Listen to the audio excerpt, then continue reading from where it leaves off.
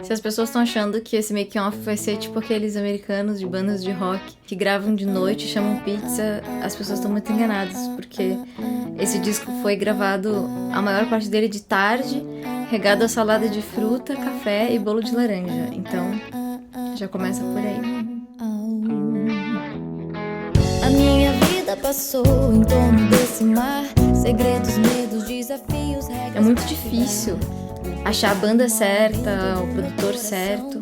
Comigo não foi diferente. O caminho certo, ele é um descobrimento de mim mesma, assim. A gente vai se descobrindo durante o processo, né? Acho que o primeiro disco é muito isso, assim. Eu acho que ele é um apanhado de canções, das minhas primeiras músicas. Porque, assim, as músicas do disco eu compus quando eu tinha mais ou menos uns 16 anos.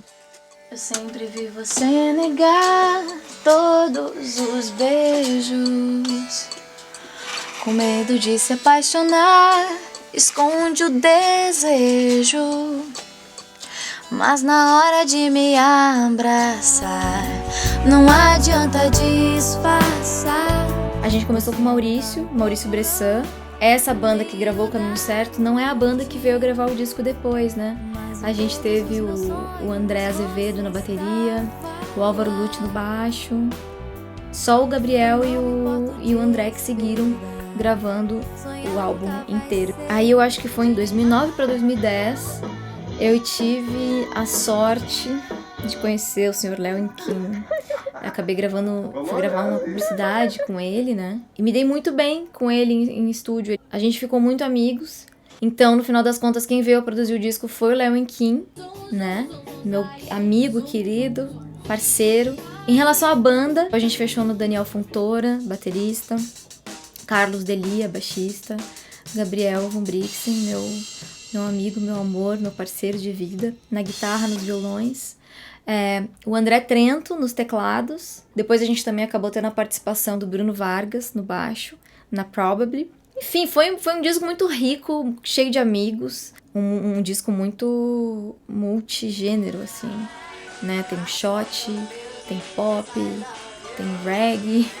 Antes de começar a gravar o disco, a gente ensaiou mais ou menos uns 3 meses no estúdio live, né? A gente ensaiou, arranjou arranjos coletivos, né? Com a banda e com o Léo acompanhando. Não, Caixa. Como é que tu faz o bumbo? Pode ser assim.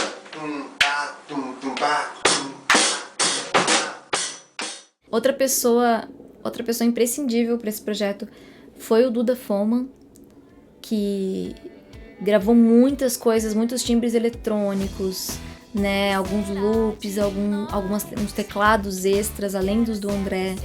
Então ele foi o cara meio cereja do bolo, assim. Foi muito legal porque a gente acabou gravando todo mundo ao vivo. Então a gente fez o primeiro dia de gravação corrido, todas as músicas, a gente gravou acho que umas 2, 3 vezes todas as músicas corridas. E depois, no segundo dia de gravação, a gente fez o mesmo processo. E aí eu chamei uma galera, chamei uns amigos pra ir pro estúdio assistir a gravação. E a gente acabou gravando um clipe de Mira Tu Sonrisa lá, que é a música que eu escrevi pra minha avó. E ela, inclusive, no dia da gravação de voz de Mira, ela esteve lá, dirigindo a minha pronúncia em espanhol.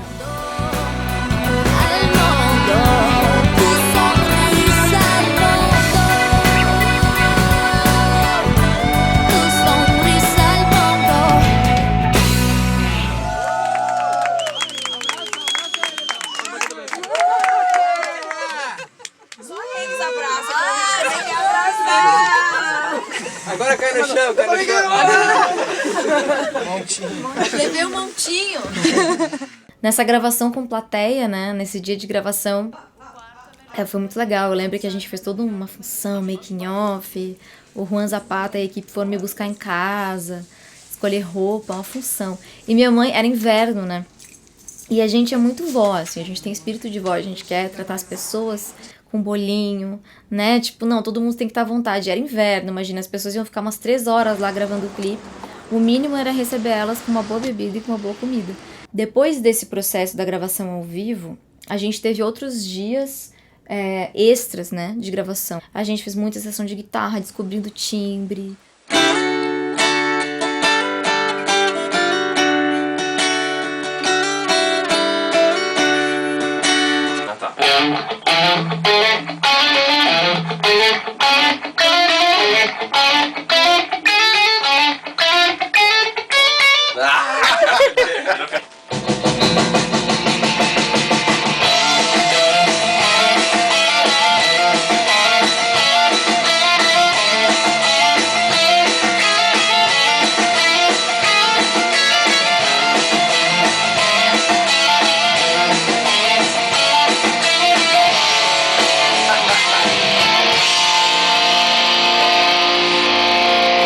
Beleza? Beleza. Fechou. Se pilotar elas ali, fica um efeito.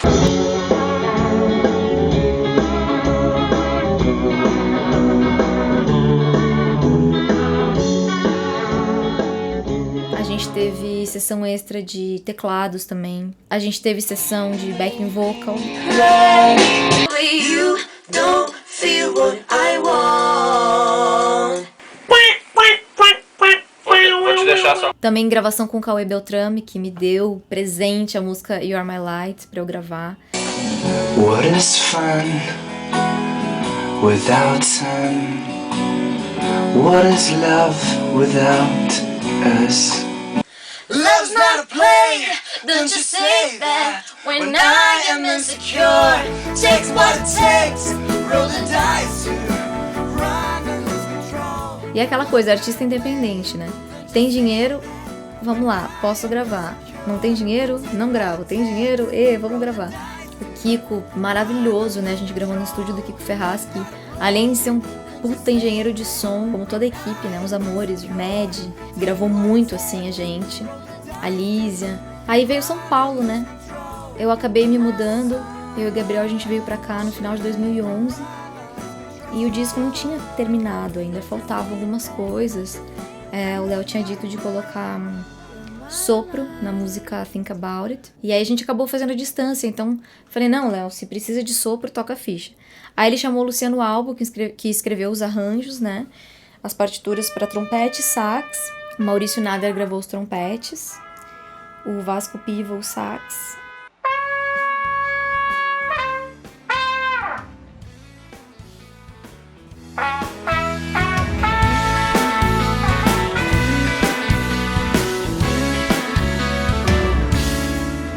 Aí também teve a ideia de gravar cello na música You're My Light, né, a música do Cauê. Aí a gente fez com o Bruno Serrone, aqui de São Paulo, que é um amigo meu, daqui, produtor querido. Teve também a ilustre participação do Felipe Puperi, rearranjando a música You Get What You Give, do New Radicals. Além de ter mudado para São Paulo e tá longe, eu não tinha dinheiro para terminar o disco. E aí eu resolvi fazer um catarse, um financiamento coletivo. Várias amigas minhas já tinham feito, a Gisele Desante, então eu tinha referência de dar muito certo, assim. Foi a melhor coisa que eu fiz, porque o pessoal se engajou muito, assim. É muito legal quantas pessoas pegaram junto e é como se fosse o nosso disco, né? Não foi mais o meu disco, foi o nosso disco. Então a minha avó gravou depoimento, a minha mãe gravou, até meu cunhadinho gravou. Gabi. O envolvimento dela desde pequenininha com a música, ela tinha 3 anos e ela já cantava. Ela pegava um potezinho de desodorante, Rolon, e fazia, que era um microfone, e fazia shows pra mim. É o seu din-din, pra ajudar ela a lançar um disco bonito que vai fazer bem pras pessoas todas. E foi muito um processo meu de desencanar, de saber pedir, sabe? Porque eu tenho um problema muito grande. A Ariana, né? A pessoa toma todas as iniciativas sozinha. E foram 250 apoiadores. Gente que eu conhecia, gente que eu não conhecia. Aí, concluindo o Catarse, eu consegui mixar, masterizar. A arte também do disco ficou lindo. As fotos do Leandro nem se fala. Leandro Neves é um amigo muito querido nosso. Nada sobrou de mim, nem mesmo o bom humor sobreviveu. Tudo que eu tinha eu perdi e até agora não achei. Foi como é que eu posso explicar? Sei lá, não sei se é corajosa ou cara de pau. Também serve. Mas assim, gravar um disco em 3 línguas, né? O primeiro disco, acho que é bem ousado, né? Pra uma piá de 23 anos. Mas era a minha verdade no momento. E, né? É o que foi, é isso mesmo. Português, inglês e espanhol. Tudo junto e misturado.